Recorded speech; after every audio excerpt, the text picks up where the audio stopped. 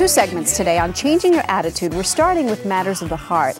And here with advice on how to leave last year's emotional baggage behind is Susan Piver?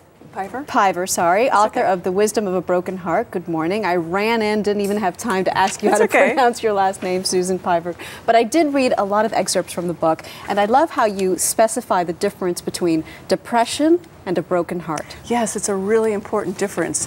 When Gloria Steinem was interviewed about the death of her husband, she said something amazing. She said, there's a difference between being depressed. When you're depressed, nothing has any meaning. And when you're sad, everything does. And when your heart is broken, you do suddenly find that you feel everything. And when I was talking to people who had been through a broken heart, all of whom got through it, by the way, and are fine now, and I would tell them the title, The Wisdom of a Broken Heart, they would get this sort of faraway look in their eyes like, yes, I never want to go through that again, but I learned amazing things about what's important to me. And that's why it's important to make the distinction between depression, which can be a bad thing, and a broken heart, which I think can be a very good thing. I completely agree, and even though it feels horrible and it's hard to believe when you're in the midst of it, you will never learn as much about what's important to you and how deeply capable you are of love and how much you need love than when your heart is broken. So let's get to how we can learn from the experience. You have 3 tips. What are they? Yes.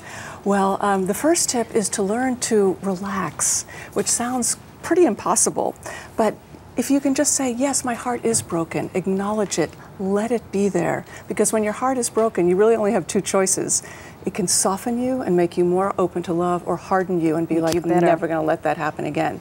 Those are the only 2 choices, unfortunately. Another tip is that bring some discriminating awareness to your situation. Like, it's not just a whole heap of ickiness. If you start to think about it, like, how has my life changed? What have I gained? What have the unforeseen benefits of the situation been? I promise you that you will find some.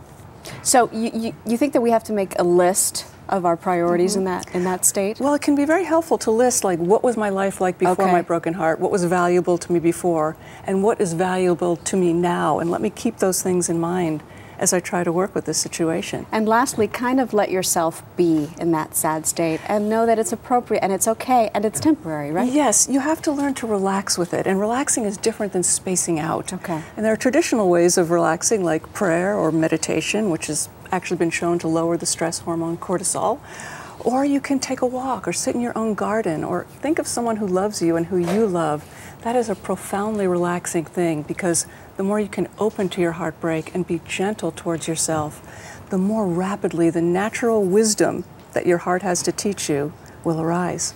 A lot of wisdom in a broken heart. Susan Piver, thank you very much. My pleasure. Nice to meet you.